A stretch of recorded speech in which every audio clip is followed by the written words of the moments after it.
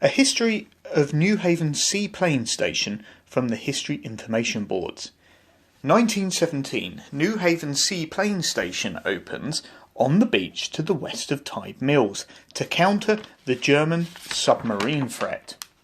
During the First World War, Newhaven was a major supply port for the Western Front. Government transport ships carried supplies, munitions and stores to France. In January 1917, the Germans declared unrestricted submarine warfare. Effective from the 1st of February, it was so important that the transports were protected, so for 2 years a seaplane station operated from Newhaven. The station, initially under the control of the Royal Naval Air Service, was situated half a mile along the beach. A double-fronted wooden seaplane shed, approximately 120 feet by 50 feet, was built on the beach some 15 feet above the normal high tide mark. It stood on a concrete hard standing with a wooden slipway leading down to the sea. 3 old railway carriages were used as offices and a crew room. There was also an additional pigeon loft for communications along with radio.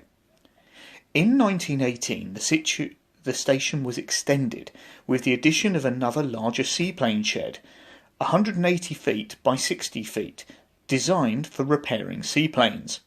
The station, initially home to 4 184 short float planes, later supplemented by a few Fairey Compania and 3 Fairey 4 seaplanes with the creation of the RAF on the 1st of April 1918, these aircraft formed 408 and 409 flights, which were incorporated into 242 Squadron in July 1918.